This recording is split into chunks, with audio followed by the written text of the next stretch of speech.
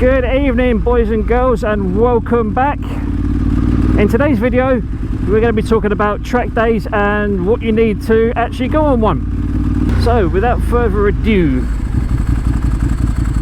let us get into the video.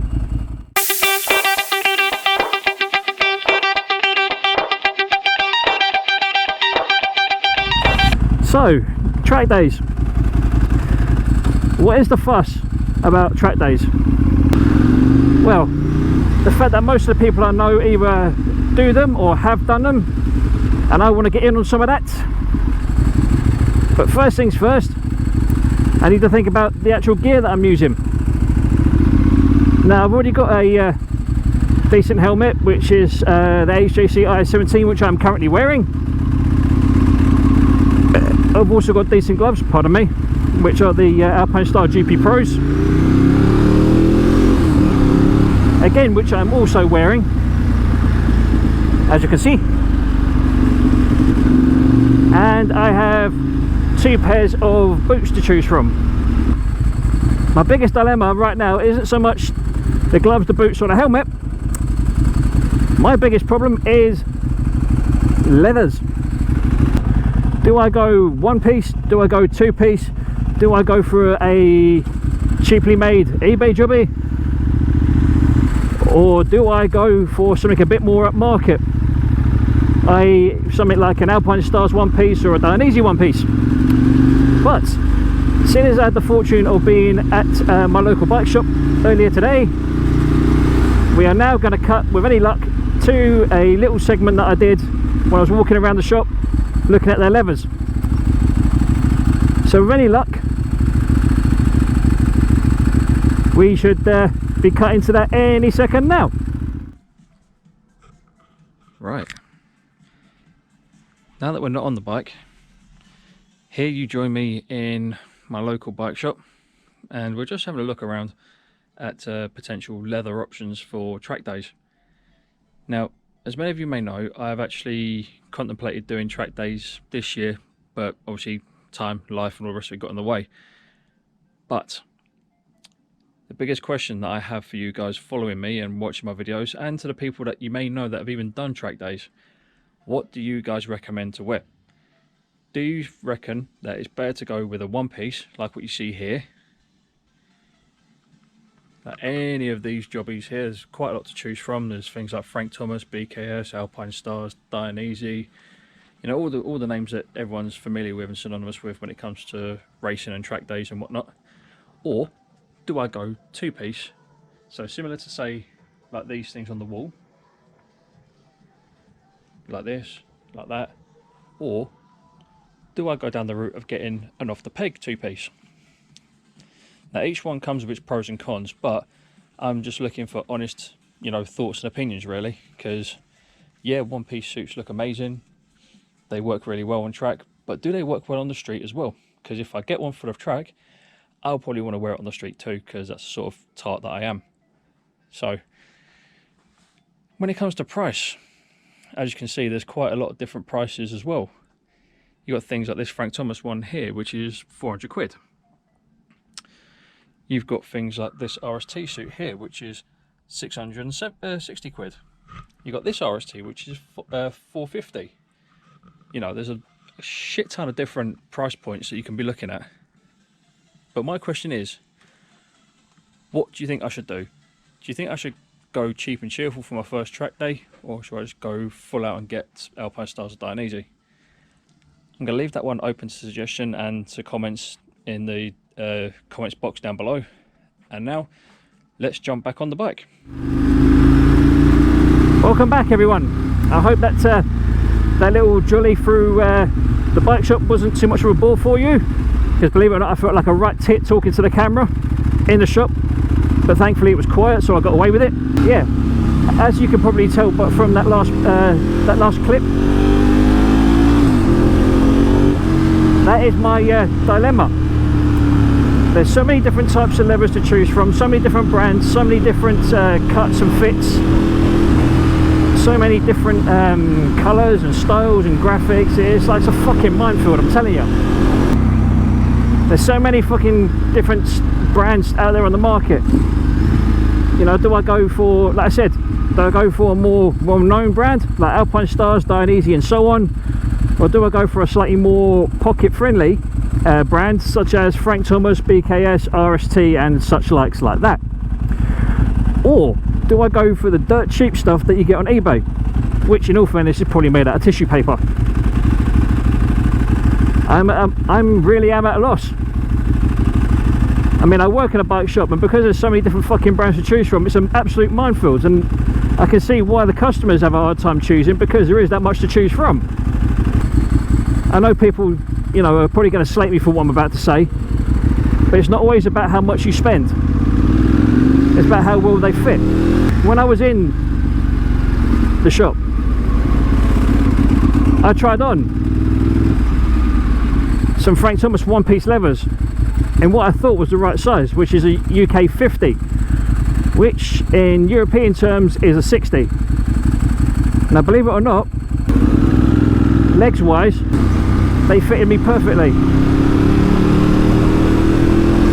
Upper body wise, not so good.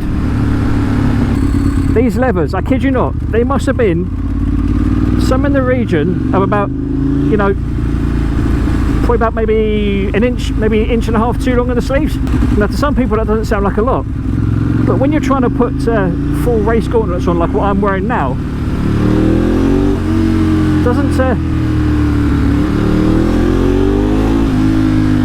doesn't really bode well. Do you know what I mean?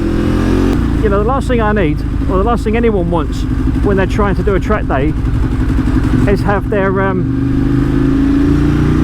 you know, their gloves pushed off their hands, and that's what was happening.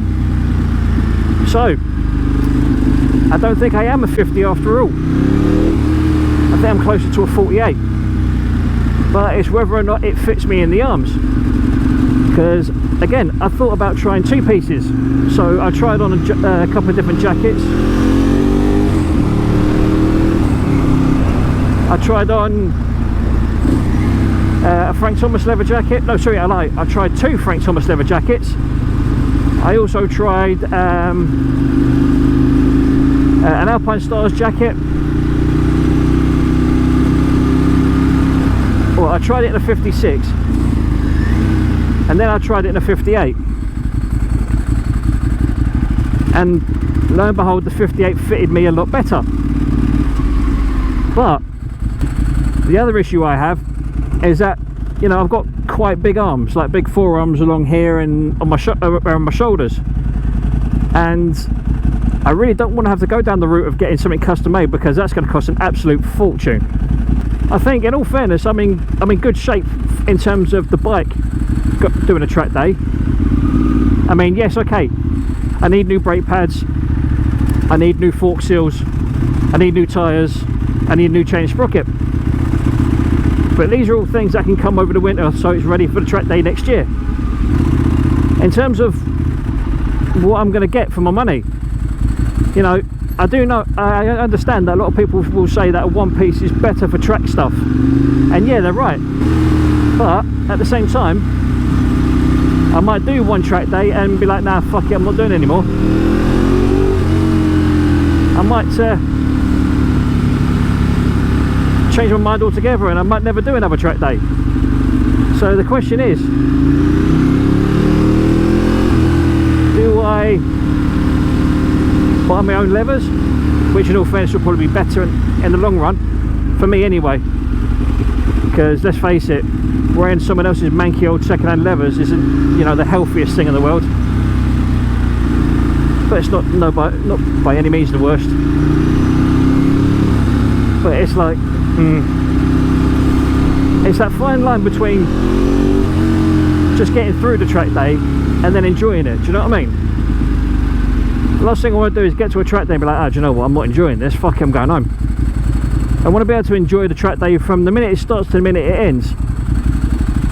I'm one of those guys that will literally, it's everything or nothing. The whole idea of doing a track day is obviously, one, to enjoy the bike a lot more and like not push it to its limits, but to make it work how it's meant to. You know, actually be able to enjoy the bike and get the most out of it. 2, it'll help improve my riding. I might still ride like a bit of a twat on the street, but at least I'll be a bit more aware, shall we say. But yeah, that aside, I mean, what are people's opinions on track days? Worth doing, not worth doing? Even if it's just once, you know, is it something to tick off the bucket list? Because I know what'll happen. I'll do one track day and I'll be absolutely fucking hooked on it, and I won't be able to do anything more than that. I'm like, nah, fuck it, I'm not riding on the street, I'm just doing track days now, la la la la. And I'll be spending, you know, hundreds of thousands of pounds on bike equipment and tyres and body work and whatever else, and it'll be like, it'll be a case of I'll discover track days, discover that I like doing them, and then I won't stop, to which case my missus will probably get the right arse ache over it. But you know, that's life. But at the end of the day, you know, everyone has their own opinions, and you know, that's also partially why I'm doing this video, so that I can get people's opinions and views and thoughts about what and how to do your track day. Because at the end of the day, the last thing you want to do is do a track day on your own. Do you know what I mean?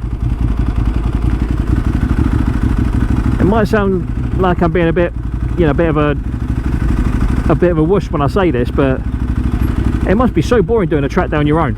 You know, it's always, I reckon with things like that, it's always good to do it as a group. Another big problem I'm going to have when it comes to doing track days, if I do it on a regular basis, is noise. I dare say, with these particular exhausts, I'm going to get myself into a lot of trouble. Because this exhaust is not, well, in inverted commas, street legal. I'm not going to turn around and say to people, oh no, don't get off the market exhaust because you won't be able to go and do track days and so on and so forth. But the point I'm trying to make is that there are noise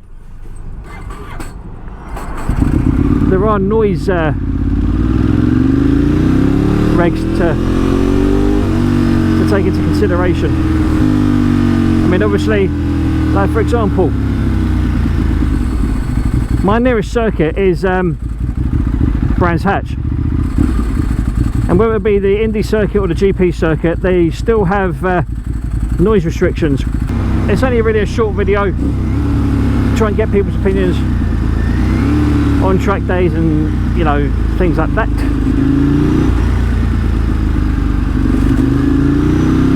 You know, to see what people think.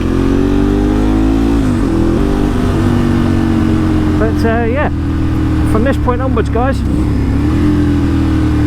I'm going to be aiming to do track days. Well, not every time, but I'm going to attempt to try and get a track day or two in next year. And I would love you guys to come along for the ride. So as always, as in every video, if you like what you see, feel free to like, comment and subscribe. Oh, Lambo, very nice. It's yellow, so it's not very nice. Yeah, so as I was saying, feel free to like, comment and subscribe. All the love is welcome. Yeah, you guys have been amazing so far. I can't, in all fairness, like I keep saying, I know my channel's very small, but I couldn't ask for better subscribers because you guys are showing me the love that keeps me going, shall we say. Not necessarily keeps me going, but keeps me going on the channel, as it were. Alright guys, so without further ado, I will see you on the next video. So for now, adios!